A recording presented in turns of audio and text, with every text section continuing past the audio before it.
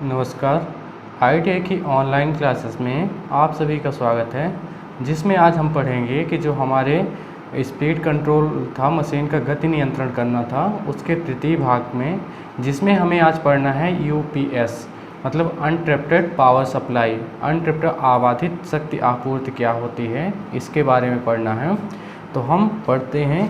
Computer आदि उपकरणों के प्रचालन के लिए एक ऐसी शक्ति आपूर्ति की इकाई की आवश्यकता होती है जो 1 मिलीसेकंड से भी कम समय में उपकरण को प्रचालन मुख्य आपूर्ति से बैटरी प्रचालित इन्वर्टर पावर सप्लाई में परिवर्तित कर दे। अर्थात जो हमारा यूपीएस होता है वो बहुत कम समय में क्या कर सके, जो अगर वो मेन सप्लाई से चल रहा है, जैसे जो हमारे घरों में एसी सप्लाई आती है उससे चल रहे हैं, तो डायरेक्टली जब वो सप्लाई अबाधित हो जाती है, मतलब उसका आना बंद हो जाता है, तब वो डायरेक्टली बैटरी से इन्वर्टर के होते हुए प्रचालित हो जाएं। इसलिए हम इसमें यूपीएस का प्रयोग किया जाता है। तो जो हमारी अबाधित सप्लाई है तुरंत क्या कर सके, बैटरी पावर सप्लाई में परिवर्तित कर देता है, जिससे कंप्यूटर का डाटा नष्ट होने से बच जाता है। और यूपीएस एक ऐसी पावर सप्लाई है जिससे मुख्य सप्लाई असफल हो जाने पर कंप्यूटर को लगभग 15 मिनट से 1 घंटे तक प्रचालित रख सकता है। मतलब जो हमारी जितनी क्षमता की बैटरी लगी होगी उसके अकॉर्डिंग क्या करेगा, ये कंप्यूटर को उतने समय तक ऑन करके रखेगा। जब हमारी एसी सप्लाई क्या होती है, बंद हो गई और उसमें सप्लाई नहीं आ रही है, तो क्या होगा कि हमारे जो यूपीएस लगा होगा वो क्या काम करेगा, उसको ले जाके प्रचालित कराएगा कंप्यूटर को, जिससे उसके जो भी हम काम कर रहे हैं तो तुरंत उसका डाटा नष्ट ना होने पाए। अगर हम ऐसा यूपीएस का प्रयोग नहीं कर पाते हैं, हम डायरेक्टली सप्लाई से कंप्यूटर को चला रहे हैं, तो हमने जैसे ही पावर सप्लाई सिस्टम बंद होगा, कंप्यूटर सिस्टम जो भी होंगे बंद हो जाएंगे, उसी के अकॉर्डिंग हमारा सारा डाटा जो काम किया हुआ पूरा नष्ट हो जाता है। जिसके बचने के लिए हम क्या करते हैं, हम एक यूपीएस अनट्रैप्टेड पावर सप्लाई का प्रयोग करते हैं, जिसका मीन्स होता है कि किसी भी अबाधित सप्लाई के असफल हो जाने पर उसमें सप्लाई को उपलब्ध कराना। इसका मुख्य कार्य ये होता है, जिससे कि हमारा जो भी डाटा सेव किया गया है वो नष्ट ना होने पाए। अब देखते हैं कि जो ब्लॉक डायग्राम होता है यूपीएस का वो किस तरह बनता है। तो जो हमारा ब्लॉक डायग्राम होता है वो कुछ इस डायग्राम के अकॉर्डिंग बनाया जाता है। अब इसमें अबाधित पावर सप्लाई एक ऐसी युक्ति है जिससे बैटरी में स्टोर शक्ति को मुख्य पावर सप्लाई की अनुपस्थिति में परिपथ के द्वारा उपकरणों को प्रदान करना। तो जो हमारा उपकरण होगा वो क्या करेगा, उसको चलाने के लिए उपयोग किया जाता है। अब हम इस डायग्राम के अकॉर्डिंग देखते हैं कि जो हमारा डायग्राम है वो कैसे काम करता है। फिर हम यहाँ से इस ब्लॉक डायग्राम के अकॉर्डिंग हमने इसमें एक रेक्टिफायर चार्जर लगाया है, इन्वर्टर लगाया है, स्टैटिक स्विच लगाई है और लोड लगाया है। स्टैटिक स्विच वो स्विच होती है जो हम क्या करते हैं, एक परिपथ से दूसरे परिपथ में कनेक्ट कराती है। बहुत कम मिली सेकंड में वो क्या कर देती है, उस जगह से दूसरे कनेक्ट में। इसमें एक एनओसी होता है जो क्या काम करेगा, इस परिपथ से इस परिपथ पे तुरंत कनेक्ट करा देता है। तो ये बहुत कम समय, मतलब 1 मिली सेकंड से भी कम समय में ये क्या करें, उस चीज़ को कनेक्ट करा देता है, मतलब मेन सप्लाई से बैटरी में सीधे डाल देता है। अब जो हमारा एसी मेन सप्लाई हम यहाँ से ले रहे हैं, हमने रेक्टिफायर लगाया है और चार्जर लगाया है, चार्जिंग सर्किट लगाया है कि जिससे हमारी ये जो बैटरी लगी हुई है ये उस टाइम चार्ज होती रहे, जब हमारी सप्लाई आ रही है तब ये बैटरी हमारी चार्ज होती रहे। रेक्टिफायर का काम होता है जो एसी सप्लाई हमें मिल रही है उसे डीसी में परिवर्तित करना, ये काम होता है रेक्टिफायर का। वो रेक्टिफायर फिर चार्जिंग सर्किट पे जाता है। चार्जिंग सर्किट पे बहुत सारे कंपोनेंट लगे होते हैं, जैसे कैपेसिटर हो गया और ट्रांसफार्मर हो गए छोटे छोटे, और डायोड हो गए, रेजिस्टेंस हो गया, बहुत सारे उपकरण कंपोनेंट लगाए जाते हैं जो चार्जर के थ्रू हम क्या करते हैं, बैटरी को चार्ज करते हैं। फिर जब हमारी सप्लाई है हमारे पास तो ये डायरेक्टली रेक्टिफाई होकर इन्वर्टर सर्किट पे जाती है सप्लाई, इन्वर्टर सर्किट से होते हुए स्टैटिक स्विच में, स्टैटिक स्विच से लोड पर। जैसे ही हमारी सप्लाई असफल होती है, वो बैटरी से कनेक्ट हो जाता है और बैटरी से कनेक्ट होने के बाद वो इन्वर्टर को क्या करेगा, इन्वर्टर का काम होता है डीसी सप्लाई को एसी में परिवर्तित करना, ये इसका काम होता है। फिर स्टैटिक स्विच लगी होती है, स्टैटिक स्विच से हम क्या करते हैं, उस चीज़ को कन्वर्ट कर लेते हैं और इसको सीधे लोड में डाल देते हैं।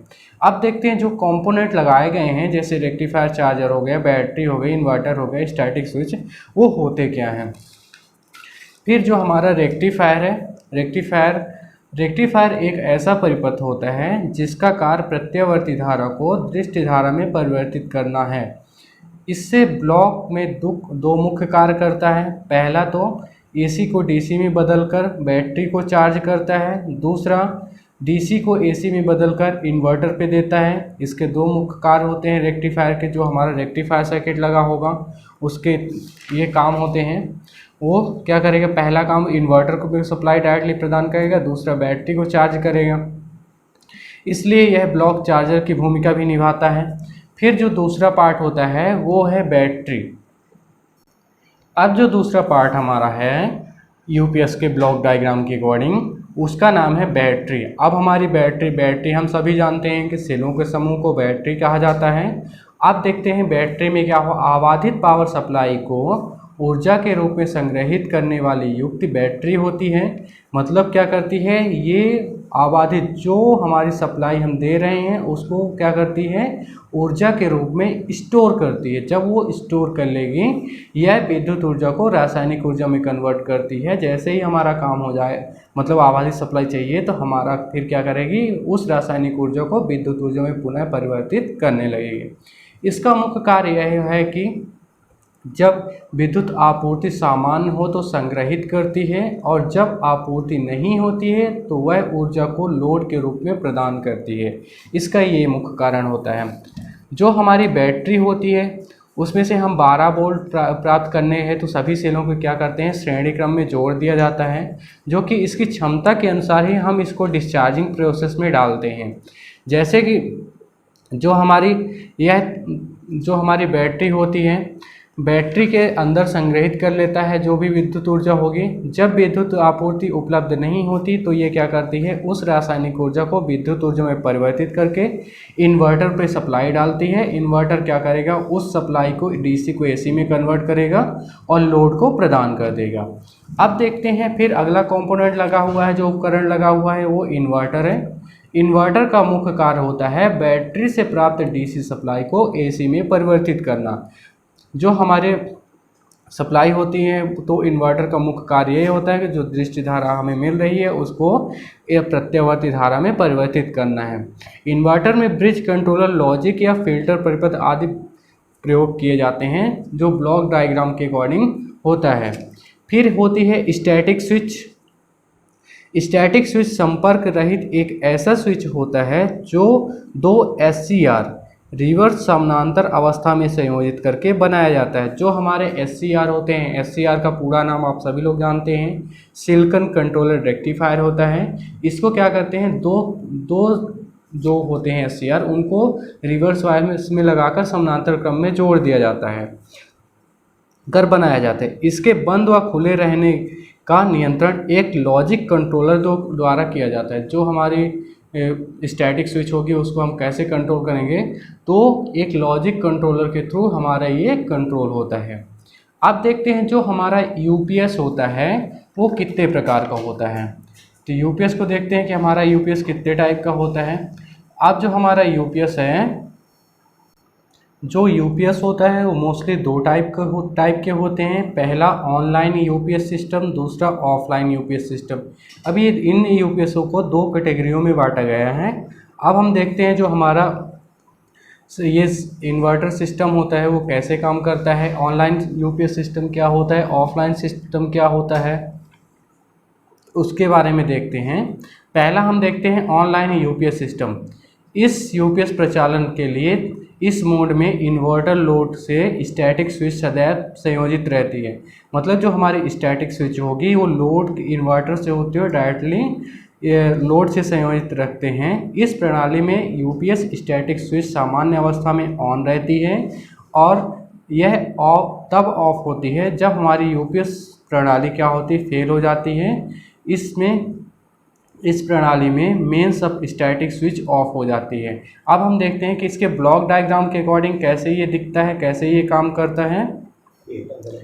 इस ब्लॉक डायग्राम के अकॉर्डिंग हमारी जो मेन सप्लाई होती है वो रेक्टिफायर चार्जर में जाती है और चार्जर से होकर बैटरी में जाती है, बैटरी से होते हुए फिर क्या करती है इन्वर्टर, इन्वर्टर से होते हुए यूपीएस स्विच में स्टैटिक स्विच में जाती है। ये उस अवस्था में ऑन रहता है, मतलब हमारी जो सप्लाई है वो डायरेक्टली ऐसे होते हुए जा रही है और लोड में संयोजित हो जाती है।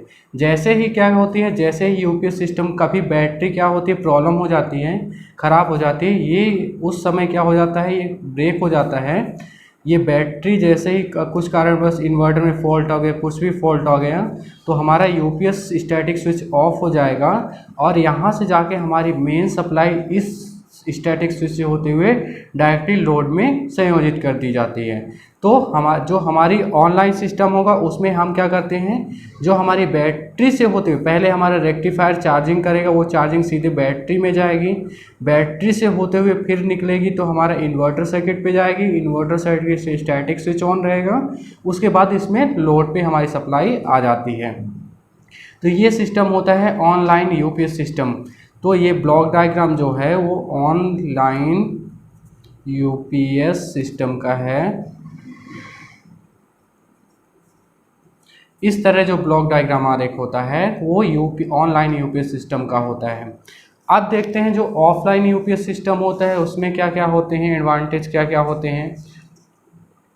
जो ऑनलाइन यूपीएस सिस्टम होता है उसमें कुछ मोड के अकॉर्डिंग काम करते हैं। मोड फर्स्ट होता है, मोड सेकंड होता है, मोड थर्ड होता है, उस मोड के अकॉर्डिंग काम करता है।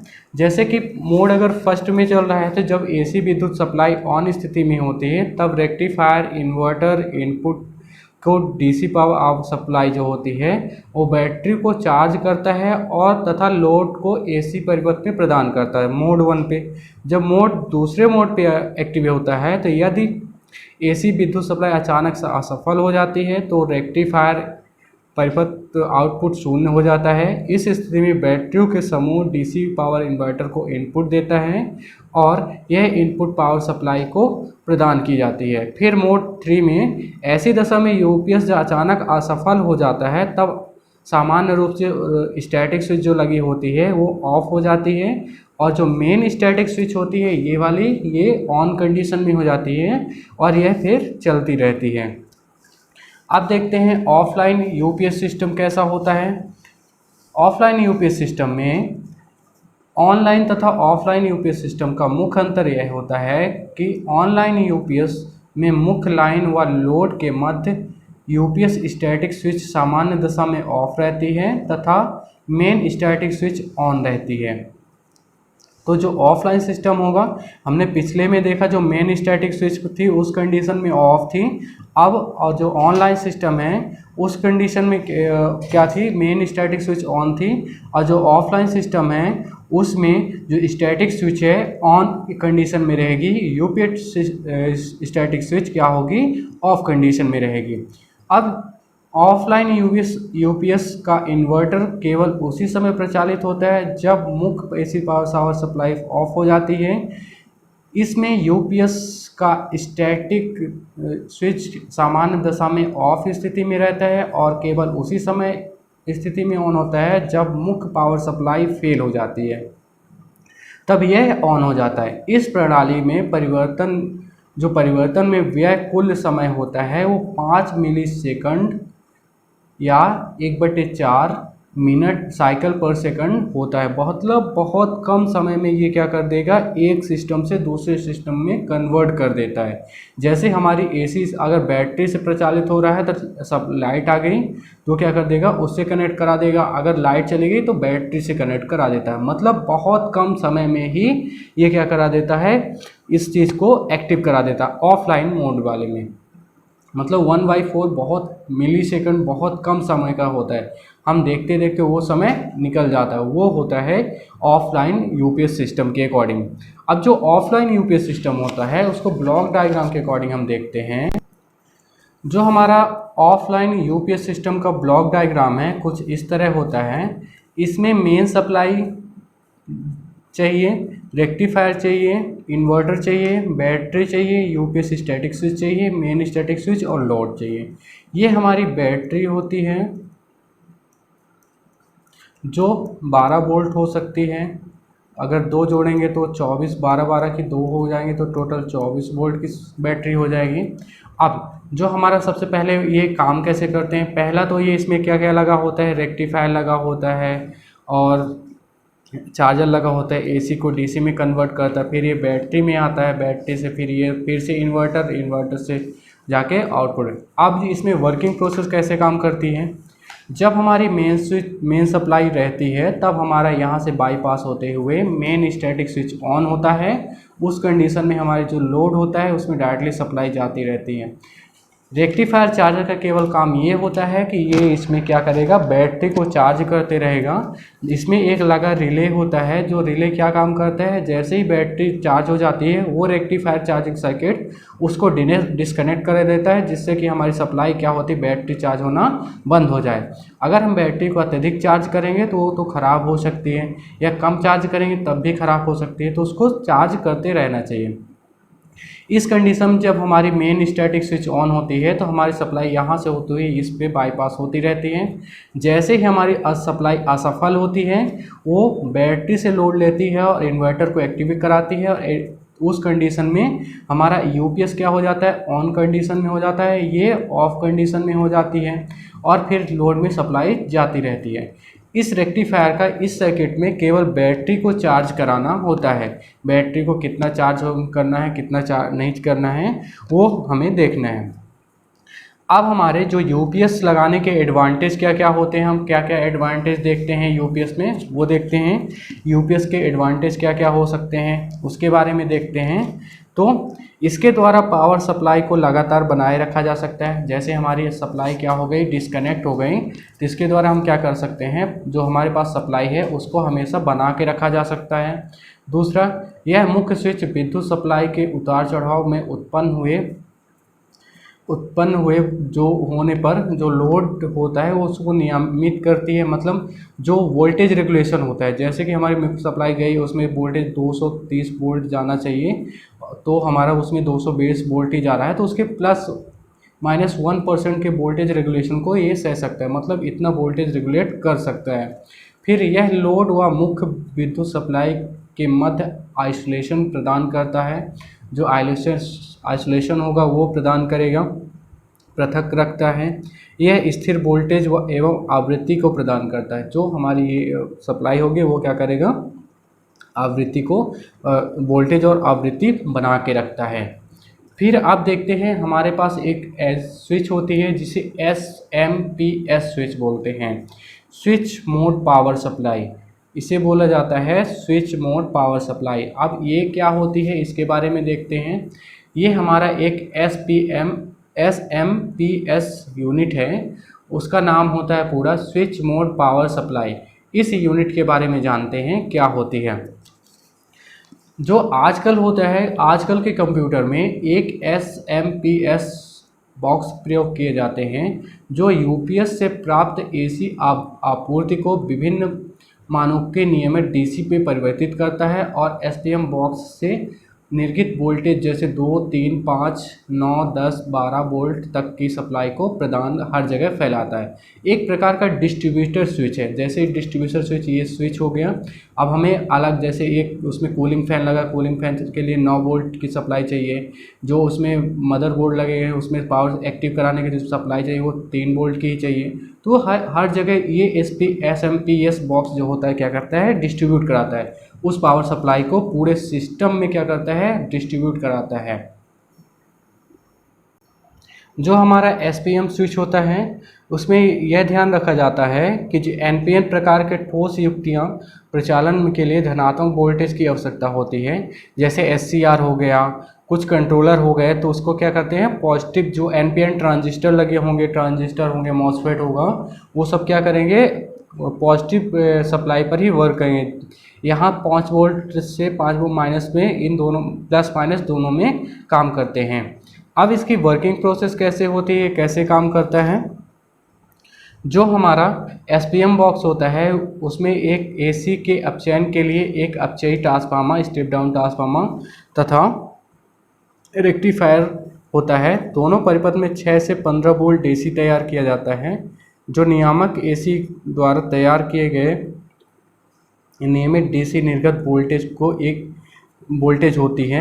इसकी यह विशेषता होती है कि आईसी अत्यधिक गर्म हो जाने पर, इसमें अन्य कोई दोष उत्पन्न हो जाने पर जो आईसी होती है उसका निर्गत वोल्टेज क्या होता है, शून्य हो जाता है।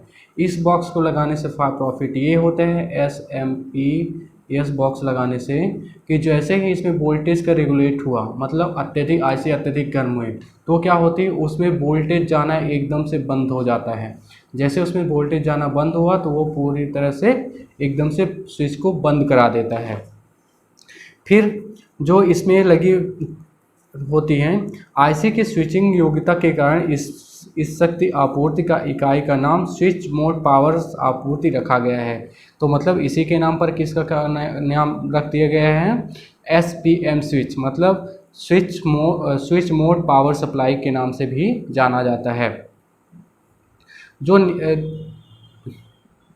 फिर जो ब्लॉक डायग्राम के अकॉर्डिंग देखते हैं कि जो हमारा डायग्राम होता है वो कुछ इस तरह होता है। इसमें हम 240 वोल्ट की एसी सप्लाई ले रहे हैं जो ट्रांसफार्मर में ले जा रहा है। यहाँ पास हम क्या कर रहे हैं, स्टेप डाउन कर रहे हैं। यहाँ स्टेप डाउन किया जा रहा है। फिर रेक्टिफायर उस एसी को डीसी में कन्वर्ट कर रहा है।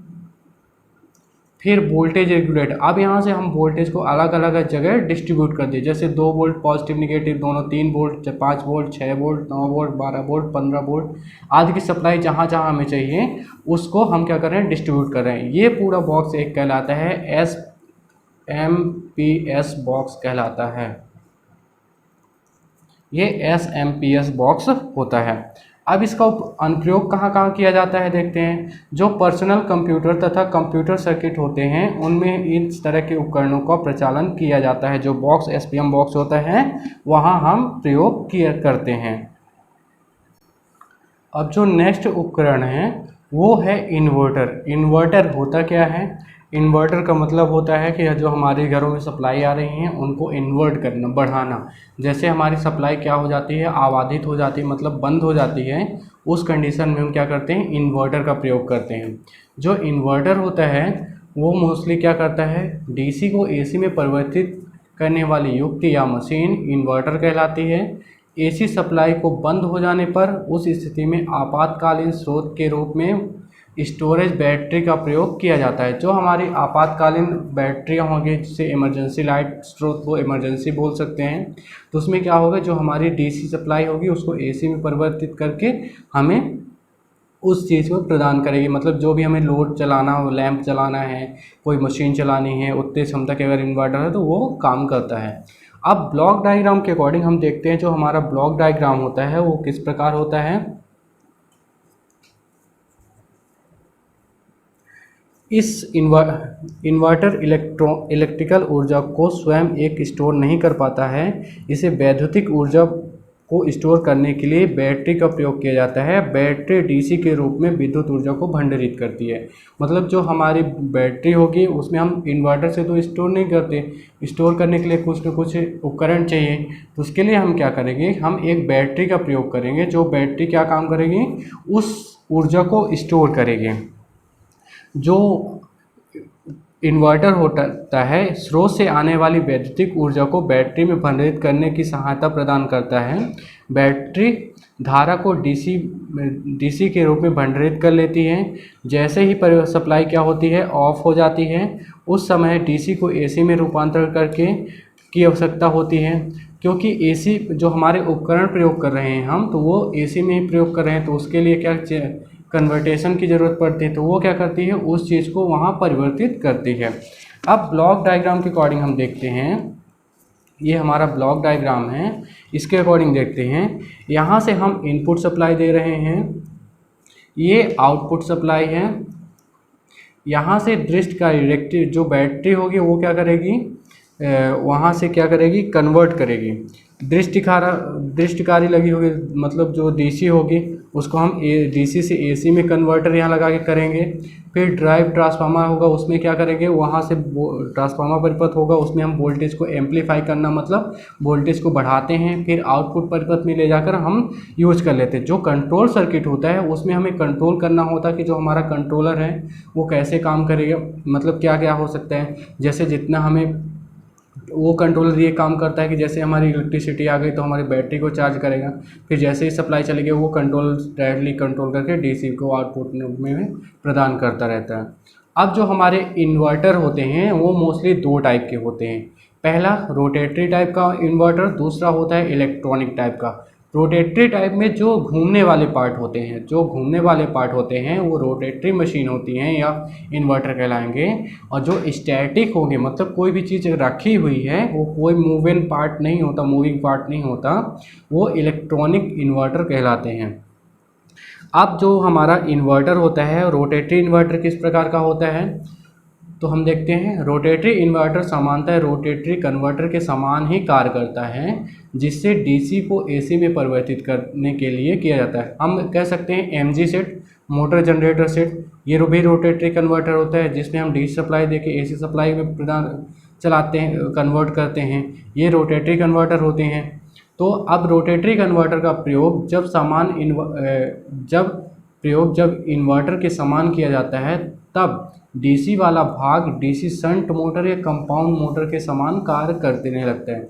जैसे हम इन्वर्टर के रूप में उसको काम लाते हैं, तो जिससे हम जनरेट कर रहे हैं इलेक्ट्रिसिटी, वो क्या करता है, मोटर की तरह बिहेव करने लगता है। जब वो शंट या कंपाउंड मोटर की तरह बिहेव करने लगता है, इस अवस्था में इसका जो गति होती है स्थिरांक नहीं रह पाती। जैसे उससे हम जनरेट कर रहे हैं, जनरेट करने से क्या होगा, उसमें से इलेक्ट्रिसिटी तो बाहर आ रही। जैसे हम लोड या इन्वर्टर से कनेक्ट कर रहे हैं तो उसका एक परिपित जो क्लोज सर्किट हो रहा है, यहाँ से हम मोटर की सप्लाई ले रहे हैं, अब यहाँ इन्वर्टर एक क्लोज सर्किट बन रहा है। जब ये क्लोज सर्किट बनेगा तो इसकी गति क्या होती है, अचानक बढ़ जाती है। जब इसकी गति क्या होगी, अचानक जो गति होगी स्थिरांक नहीं हो पाती। जब एसी साइड की जो पावर फैक्टर होता है वो लैगिंग हो जाता है, तब आर्मेचर में जो डीसी मोटर का आर्मेचर होता है उसमें डीमैग्नेटाइज इफेक्ट उत्पन्न हो जाता है, मतलब विचुंबकन प्रभाव उत्पन्न हो जाता है। जिससे क्या होता है, फील्ड में जो फ्लक्स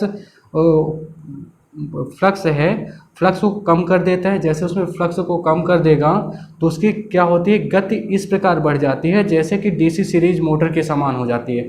इस डीसी सीरीज मोटर की गति जो होती है बहुत स्पीडली होता है, उसके अकॉर्डिंग ये क्या होती है, गति बढ़ जाती है।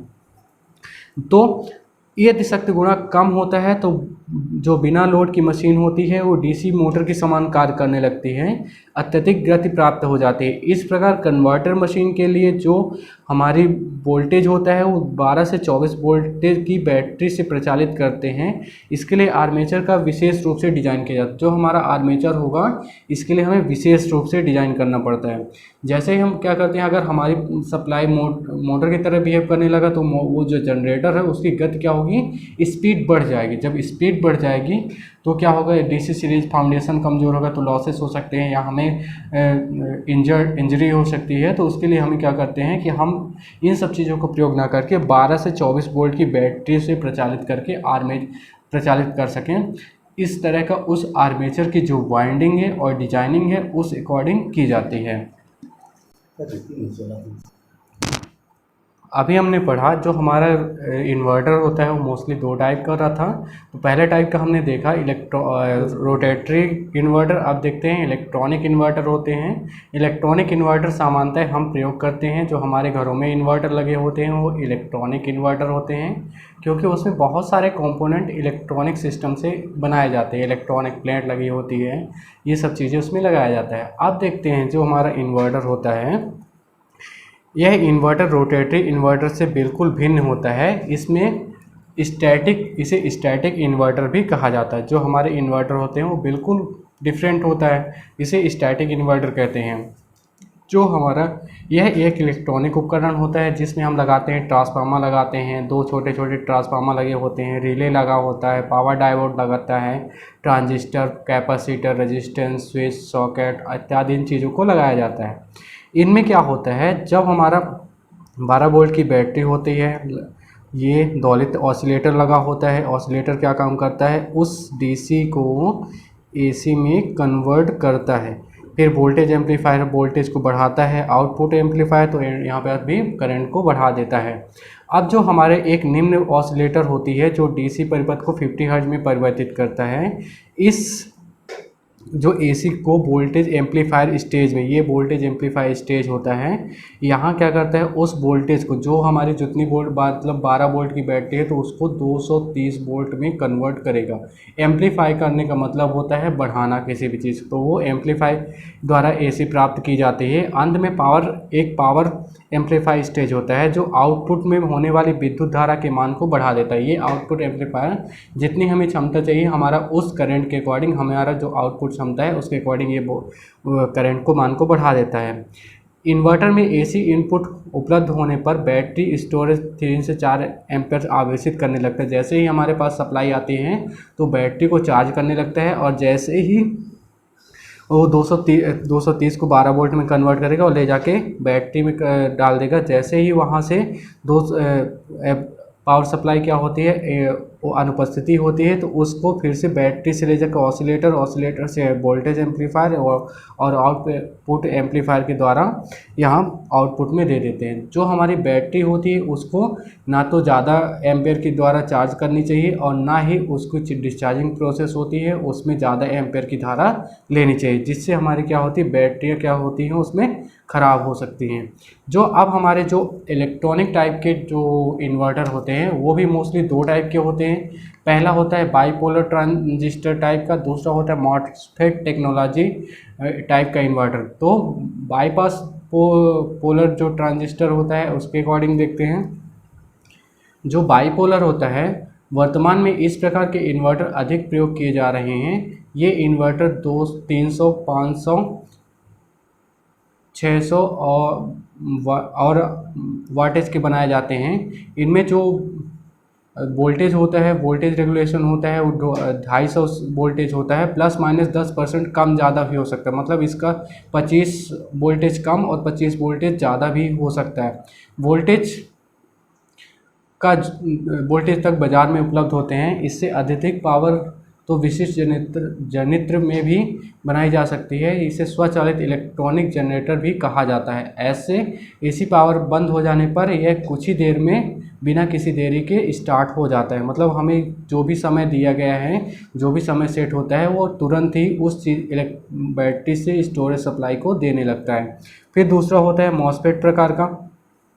मॉसफेट प्रकार का, इस प्रकार के इन्वर्टर का आकार छोटे होते हैं। इनमें जो कोर होती है सिलिकॉन स्टील की बनाई जाती है, जिनकी मोटाई सिलिकॉन इस्पात की इतनी पाई जाती है, 0.35 mm की मोटाई होती है। इनमें ट्रांसफार्मर के अवयवों से संयोजित कर इलेक्ट्रॉनिक प्लेट लगी होती हैं। इन प्लेटों को डिजिटल मॉसफेट टेक्नोलॉजी के द्वारा प्रयोग किया जाता है। जो हमारे मॉसफेट टाइप के इन्वर्टर होंगे उसमें क्या होगा, जो हमारे प्लेट पूरी इलेक्ट्रॉनिक प्लेट लगाई जाती है। जब इलेक्ट्रॉनिक प्लेट होती हैं उसमें क्या होगा, पूरे डिजिटल कंपोनेंट लगे होंगे, जैसे आईसी हो गए, आईसीज बहुत सारी लगी होंगी, ट्रांसफार्मर बहुत सारे लगे होंगे और बहुत सी चीज़ें लगी होती हैं। अब हमें इन्वर्टर को प्रयोग करते समय हमें क्या क्या सावधानी रखनी चाहिए वो देखते हैं। पहला तो बैटरी जो होती है उसे हाई रेटेड में डिस्चार्जिंग नहीं करना चाहिए, मतलब उसमें ज़्यादा रेटेड, मतलब जैसे हमारा उसमें लिखा है 3 एम्पेयर की धारा लेनी है तो आप 20 एम्पेयर की धारा ले लेंगे, तब वहाँ पास इससे दिक्कत हो सकती है। इसके इनपुट व आउटपुट में फ्यूज उपयुक्त क्षमता के होने चाहिए। जो फ्यूज लगाए जाते हैं वो उपयुक्त क्षमता के होने चाहिए। इसमें खुले हवादार स्थानों में प्रयोग करना चाहिए। बैटरी के इलेक्ट्रोप्लेट के स्तर को जांचते रहना चाहिए। बैटरी में जो अपेक्षित घनत्व होता है उसकी हमेशा जांच करती रहनी चाहिए। इन चीज़ों को कुछ सावधानियों को रखकर हम उस इन्वर्टर की लॉन्ग लाइफ तक चलाया जा सकता है। ना तो हम उसको ज़्यादा चार्ज करें ना डिस्चार्ज करें। आउटपुट इनपुट की जो फ्यूज है उसके क्षमता के अकॉर्डिंग लगाएं। खुले स्थानों पर इसलिए लगाएं क्योंकि वहाँ पास से जब हम चार्जिंग करते हैं तो उसके गैस जो निकलती है, बैटरी से बुलबुले बनते हैं, उससे गैस निकलती हैं, वो बाहर जाती रहे। और जो जो हमारा इलेक्ट्रोलाइट का स्तर है, मतलब उससे पानी अगर ज़्यादा देर समय समय पर जांचते रहेंगे, इलेक्ट्रोलाइट की जांच करते रहेंगे, तो उसमें हमें ये रहेगा कि जो हमारी बैटरी है, प्लेटें जल्दी, उस बैटरी की प्लेट जो लगी होती है वो जल्दी ख़राब नहीं होगी। अपेक्षित घनत्व मापते रहेंगे, तो जिससे अगर आप कम अपेक्षित घनत्व होगा तो उसमें हम क्या करेंगे, H2SO4 डाल के ज़्यादा उसका अपेक्षित मेंटेन करेंगे। अगर अपेक्षित घनत्व कम होगा, उससे क्या होगा, ये बैटरी जल्दी चार्ज नहीं हो पाती है। धन्यवाद।